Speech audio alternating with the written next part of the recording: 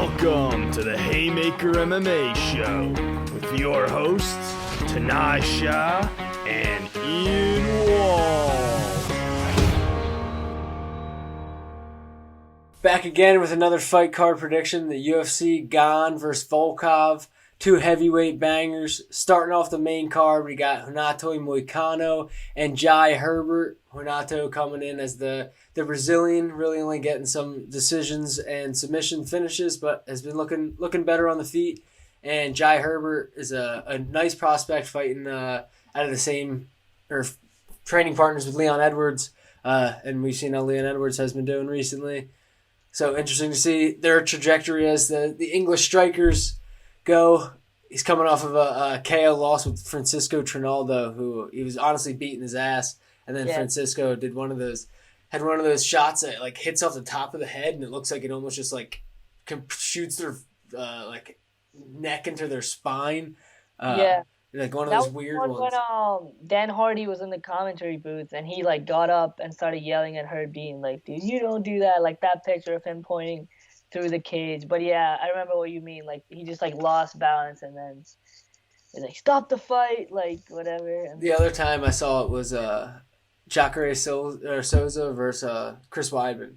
When Jacare knocked out Chris Weidman, it was the same thing. I kind of felt like. Actually, honestly, I didn't just go rewatch it, but just thinking back in my head, the same thing where it's just like that cold fall back. Yeah, like a slow-mo almost. Right. But like I said, Jai Herbert was beating his ass before that. Looked really good. He's long as shit. He's got like a 77-inch reach at lightweight. That's a long reach, especially at 6'1". And that's really his whole game, that 1-2 at range. But how do you see this one playing out? All right, so for odds, we have Moicano at -240 and Herbert at +200. The UFC experience is going to count, I think, in this one. Moicano's had far more UFC fights at 145 and now at 155. He's faced some tough motherfuckers in both divisions. Herbert did look really good against Trinaldo, but Trinaldo's old now, and he did get caught bad. I feel like he just got careless and then just got caught and put in a really bad position. But before that, he was doing really well in Cage Warriors and all the abroad MMA promotions. So, like you said, he's a good like English striker. You can count on it. Like the Tails, like the Leons, like even the Bispings, you can say was a striker when he started off too. Moicano obviously will look to get him down because he doesn't want to stand up with a tall and a serious, like good striker in Jai Herbert. So yeah, I do like Renato Moicano. I think if he can get him down, we haven't seen much of Herbert on the ground, and I think he'll have problems there. So if Renato can find a way to grab those legs and get him down, he is very good. He's a solid jiu-jitsu player. He can finish you quick, and if he gets your back, you're in trouble. So I like Renato Moicano to win and possibly by submission. Yeah, I think that's a safe bet. I also you look at the only thing that worries me about that is Francisco Trinaldo did try to take him down a couple times. Obviously not the same. I think jiu-jitsu pedigree is Moicano, but I think is on the same level wrestling wise. So, and I hate to compare him to Leon Edwards as another. Like we're saying, maybe I'll read too much into that, but even though he's primarily a striker or kickboxer, his takedown defense was great. So hopefully, if they're training together, maybe that's something in Herbert's arsenal that he hasn't had to show off too much. He did show glimpses of it in the Trinaldo fight, but Renato Moicano, man, I didn't realize how much of a vet he was. He's had so many goddamn fights in the UFC. He mixes up his like you said, he's an awesome grappler, can finish you quick with his jiu-jitsu. But I've noticed in the last couple of fights doing some research, even in the fights that he's lost, he showed some really good improvements in his striking. God knows why. I don't know why he tried to stand up with Rafael Fiziev, who I think is like one of the dark horse animals of the just like one of the most dangerous guys out there. And I could be mixing him up with somebody, but just remembered it right now. I feel like he's one of the guys who's been like, nobody will fight me. I'll fight anybody, please. He's the unranked 155er who no one wants to fight because doesn't do anything for them. Just like Islam is like top 15. He's not top 10, so why would you fight him? He's too dangerous. and he's just a weapon, dude. Yep. Fiziev, I'm keeping my eye on Fiziev for sure. But Herbert impressed me. I watched him first, did my research on Herbert first. But then you go back and look at Moicano, man, and Moicano is just he's failed a lot of times, but it's been to some bangers. You know, we just watched Korean Zombie beat Dan Ige, another one at the highest levels. His 4 losses are to Ortega, who's about to fight for the belt, Aldo, Korean Zombie, and Fiziev, who we just talked about. And he's beaten Cub Swanson, Calvin Guitar, Jeremy Stevens, Zubair Tugayev, some really impressive names that have notched under your belt. So, on experience and style, I think Moicano has enough weapons in his arsenal to find a way to beat Jai Herbert. He definitely doesn't have the striking advantage, but we'll see where that ends up. I don't know how he's going to do it. I can really see this going anywhere, but gun to my head, I like Renato Moicano at some pretty steep odds, like you said. Minus 230. Minus 230, yeah. So we'll see how that can play into a parlay, but I do like him to win. Yeah, so Moicano is minus 240. And also I like the point that you made, even though you went against me for the Trinaldo fight for Herbert, he wasn't able to take him down so easily, as easily that we thought he would. That's because he's 6'1", and you said he's so long. It's hard to get a guy down when they're so long. They can sprawl out much easier than a guy who's a little shorter, and they can get back on their feet quick. But I think Moicano has the skills, especially on the ground, to cause some damage to Jai Herbert and possibly get that submission.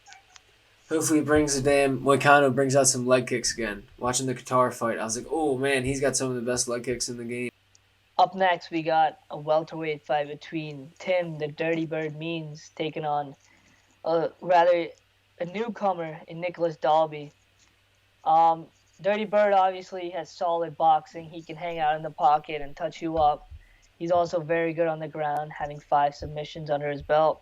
Then we have Dalby, he's done really well since he came to UFC. He's got 2 wins and 1 no contest. He beat a tough guy in Daniel Rodriguez in November last year, someone who we both picked against. We picked against Dalby in that one. We both picked D-Rod because he was doing so well at the time. But Dalby loves mixing it up. Like, he'll punch you once, twice, and then duck down, take you down, and then keep you there for a little bit. So he's very good in the clinch as well. And, yeah, I think his best thing is that he can mix it up, and that's why he can keep people guessing and he can stay winning the fights. For odds, we have Tim Means at minus 130 and Dalby at plus 110. So close fight. How do you see it going? Man, I'm a big fan of the Dirty Bird, Timmy Means.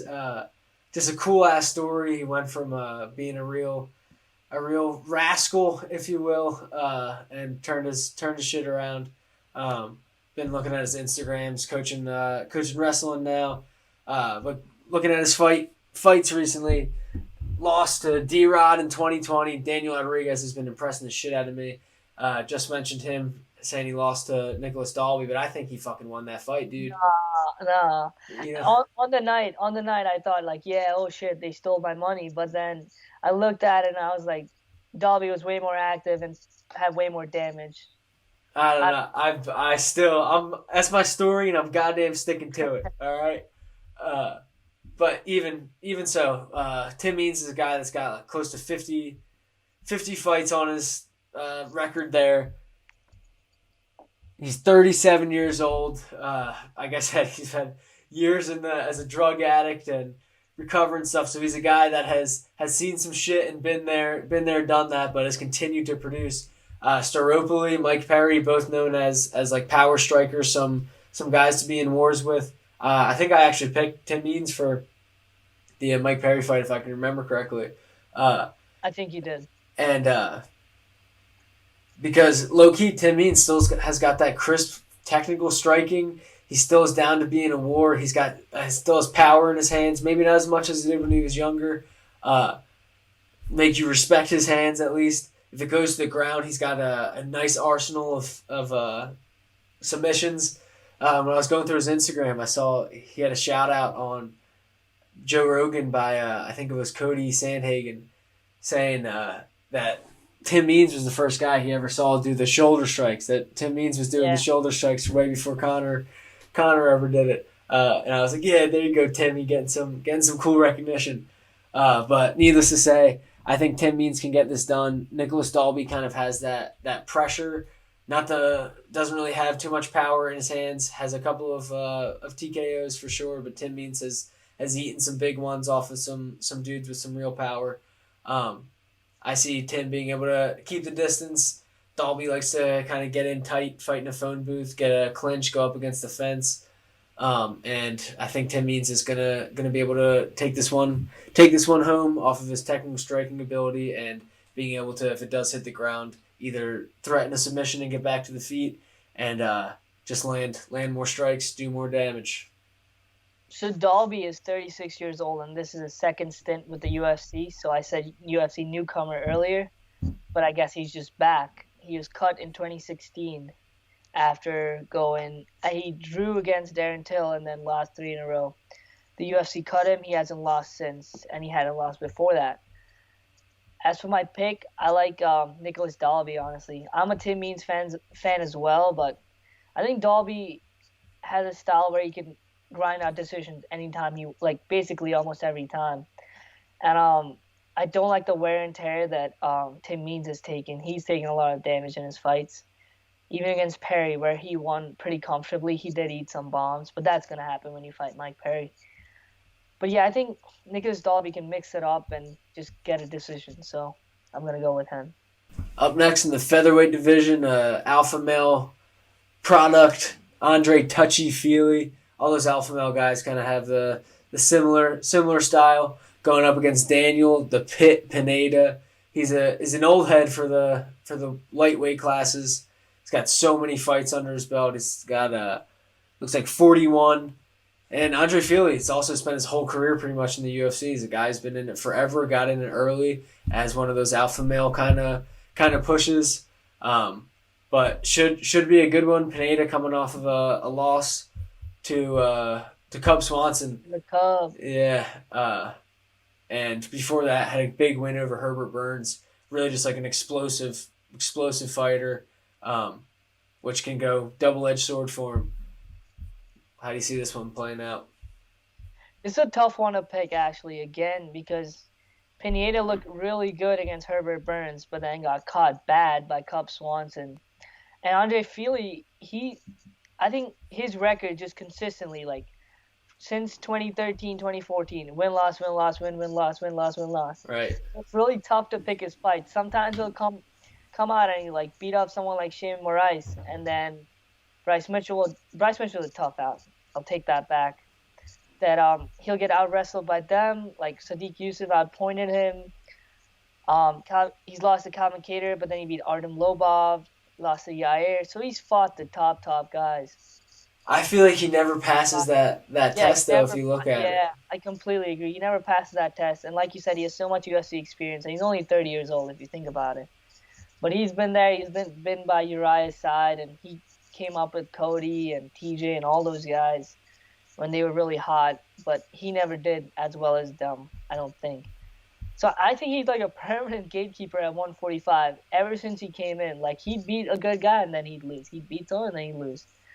So that's why it's always tough to pick Touchy-Feely's fights. He's also pretty tall for 145. He's 5'11", and it's pretty solid at using that reach. But I think Daniel Pineda has a good chance of winning. I think he got caught by Cub Swanson. I don't think he gave Cub the respect that he deserves because Cub's a little older guy. But you see what he did against Herbert Burns. Herbert Burns is a tough guy, dude. He's so good at jiu-jitsu. He can hold you down. He can submit you or he can TKO you. But Daniel Pineda got it done against him with a TKO. And I really liked watching him in that fight. And I think Daniel Pineda, I do like the underdog money at plus 190. So I'd take him money line over Andre Feely. Yeah, one other wrinkle that I forgot to talk about too is that his 2 wins in the PFL recently in 2019, he popped for PEDs and got overturned into a contest. Now, obviously, like we mentioned, win over Herbert Burns is a bounce back from that. but looked so goddamn big, dude. In that Cub Swanson fight, he looked enormous. But Andre Fili is also a pretty tall, lanky frame. So the range is he's actually going to be like 4 inches taller than him. Actually, now that I look at it, and a 5-inch reach advantage. So yeah, Fili will have over Pineda. So this one is another tough one to call. I'll give you this stat though. I might change your mind. 27 wins for Daniel Pineda, 9 knockouts and 18 submissions, which totals to 27. So every time he wins, he's gotten a finish. I feel like those odds should be even more now for the Pineda by points. That's a sick stat, and that did sway me there. I should have written it down. I remember thinking that during the research there, but I might do the double chance on FanDuel for Pineda by finish, so Pineda by TKO or submission coming in at plus 390. Which, like you said, I think he has a good chance of winning this. And if he does win this, it's definitely going to be, or it's most likely going to be by finish. And plus 390 is a ripe number for that. So another little small bet on Pineda by TKO or submission. I will say Andre Touchy-Feely is the gatekeeper of all gatekeepers. For that division, at least, absolutely. I think he sat down. The entire UFC, wait. Get a little older, and then they're like, oh, now we're going from rank 3 to 7 to 10 to 14 and 15, and Feely's just always at 14, 15, 13. He's always top 15, never at the top 10. He's always a tough out, but once you beat him, you get a really good fight. Up next, we got bantamweight action with Raoni Barcelos, the Brazilian, taking on Timur Valiev, the Russian. Valiev is a wrestler for the most part. He's decent on the feet, but his main strategy is to take you down and beat you up there, or look for a submission.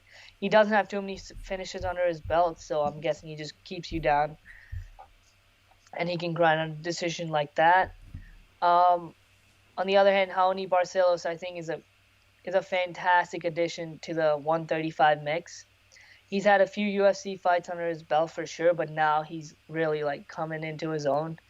He had an absolute clinic against Khalid Taha. I don't know how Taha didn't go down, but Barcelos hit him with some bombs. He's fantastic on the feet, but he also has good BJJ skills. As for lines, we got Barcelos at minus 220 and Valiev at plus 180. How do you see this going? I am a big Raoni Barcelos fan. Another guy who's just flying under the radar. Has passed the Dagestan test also with a win over Saeed Nurmagomedov. Has showed his finishing ability on the feet. Has showed his grappling and jiu-jitsu abilities too. I think he's going to be a problem for some people. I think he's going to be a problem for Timur Valiev. He's one of my keystone bets in this whole card. Timur Valiev is one of the grindy wrestler guys. Another Dagestani connect. He's been training at Jackson Wink, but a guy who's gonna grind out some wrestling stuff. And I think Raoni Barcelos' wrestling defense and jiu-jitsu abilities are going to be able to keep that at bay, at least enough for him to unload on the feet. He showed great distance management, combos, head movement in the Khalid Taha fight. Like you said, just a real clinic. And Khalid Taha was a banger. He was there to fight, and he's a nice prospect coming up too. But Raoni Barcelos is this. He's almost a Charles Oliveira type, just a Brazilian, has a really good, well-rounded skill set. Is flying under the radar, but I think he's going to have his chance soon. I think he gets this done, and I'm really confident in him beating the almost pure wrestler in Timur Valiev. Yeah, I like the Oliveira comparison because they both have a very well-balanced game. Obviously, Oliveira is the champ, and he is that much better, but Barcelos is definitely a player at 135. And I, too, like him. I know his line's minus 230, but I'll put him in any parlay. Any parlay I make this week, Raoni Barcelos will be in it. In the co-main event, I can't fucking believe I'm about to do what I'm goddamn about to do. But Tanner Boser is fighting Ovince St. Preux. And goddamn it, I'm taking fucking Tanner Boser. Fool me 4 times, Tanner. Fucking shame on me, dude.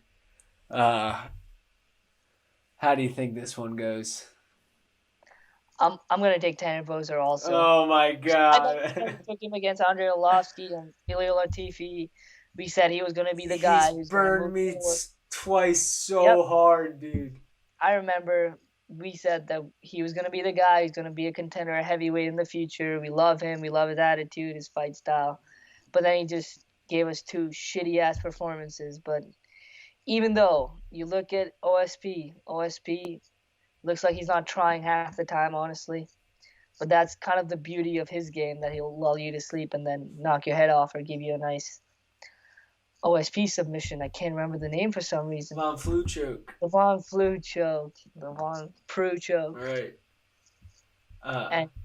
But you look at OSP, the one time he fought at heavyweight, he fought Ben Rothwell.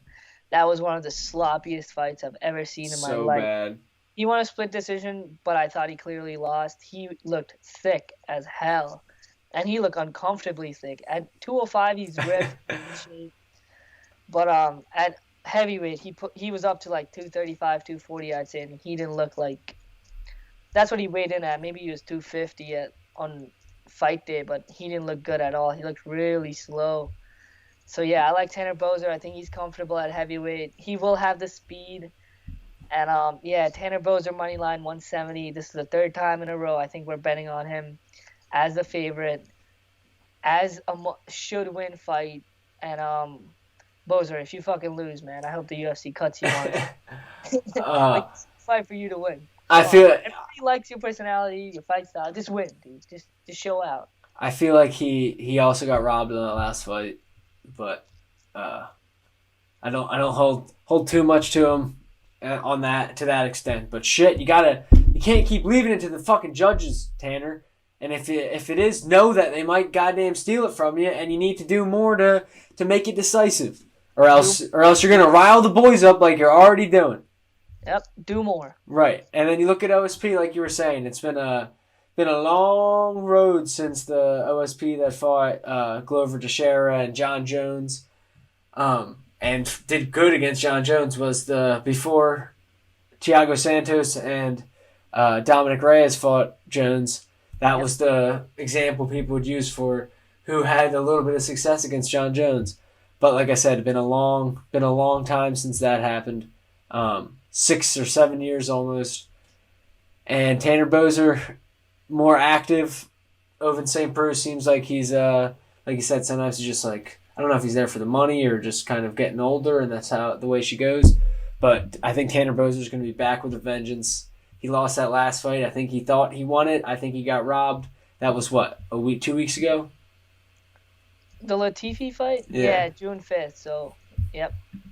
So, 2 weeks. Coming in on fighting 3 weeks after a fight. Quick turnaround. So I think he's got a little fire in his belly, and he's going to be realizing. I think he's learned a lesson that he's pissed off and wants to get back in the cage. So, judging on that, Tanner Boser, you got my vote again. God damn it. Main event, we got Cyril Gane. Only 8 professional fights, but 8 wins out of all. And 3 knockouts, 3 submissions. Very well-rounded fighter, taking on the giant Russian Alexander Volkov, who's looked a different man since finishing his back tattoo, let's be honest. The Stingray, dude, it's sick. It's cool. The Stingray, too, you don't think about it, but like a very kind of a majestic, big, I don't know, I fuck with it. Personally, I don't think it looks great. It suits him and his personality, but I don't think it looks great. But he's gotten bigger. Like, you look what he looked like against Curtis Blades and Derek Lewis. He's gotten bigger in size. Like, he's gotten broader. He's 6'7", so he's always huge, but dude, that guy's gotten bigger ever since he finished that tattoo, and he's been putting on beatdowns on people. You look what he did to Walt Harris, and then Overeem didn't land a single punch, and Volkov just beat the crap out of him. And Overeem, yeah, you might say he's 40 years old, 41, but he had 5 wins in a row before that, and he almost couldn't land a strike against Volkov. Cyril Gane got some good names under his belt: Tanner Boser, JDS, and then Rosenstrike. Rosenstrike was kind of a stinker. That fight was pretty boring. But he controlled and won the fight. Like, he got the decision. So good on him for that. For odds, we got -170 for Cyril Gane and +145 for Volkov. What do you think? All hail Mother Russia. Volkov's another sleeper in the heavyweights. And it's not like he hasn't been performing. Curtis Blade's a problem for anybody unless your name's Francis Ngannou or Derek Lewis, who just have that nuke in your hand that it doesn't matter how much worse of a complete martial artist you are. That's like the ultimate equalizer. And then the loss to Derek Lewis beat the tits off Derek Lewis for almost the entire fight, and in the last 10 seconds gets clobbered by the nuke that we just talked about. And balls was hot. His balls were hot. Yeah, exactly. And really all of his other 3 losses were against top level people. Actually, I shouldn't even say that, but Czech Congo, top level heavyweight at the time, especially back in 2015. Vitaly Minakov, a name that nobody knows, but has beaten tons of guys, including Czech Congo, went on a tear in Bellator for their heavyweight division. And Tony Johnson, who's not the best, not the worst name to have a loss to. But I like Volkov in this, man. He's been finishing people. He's lanky, so you don't think he carries too much power, but he throws them like pistons. His jabs and his punches are in such straight lines. His kicks, his teeps are problems. Cyril Gane had some kickboxing experience, but is raw in the MMA cage.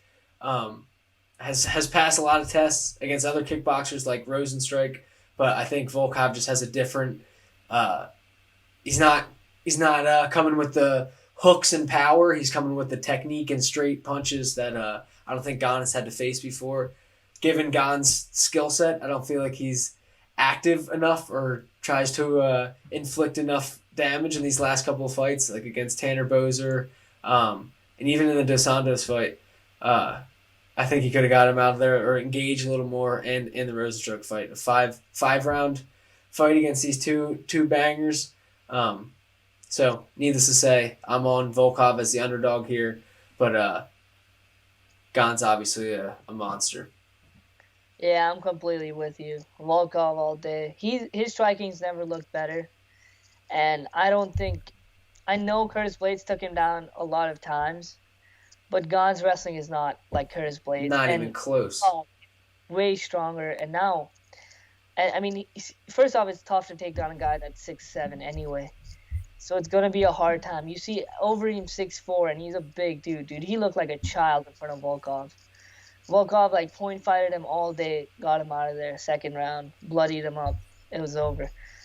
This guy has 41 fights and 22 knockouts. Like, he will make you bleed. He'll touch you in the face. And like you said, those straight punches are dangerous because they're more precise than the hooks that are a little wild and just look for power and connection. And they keep coming in the later rounds. You're not swinging wild. Exactly. And when you look at how he finished Walt Harris with that front kick to the liver, he can use his kicks too very well. With that length, he can just keep going away, and he can land and stay away from the fire. So, yeah, nice underdog money at +145. I like Alexander Volkov, man.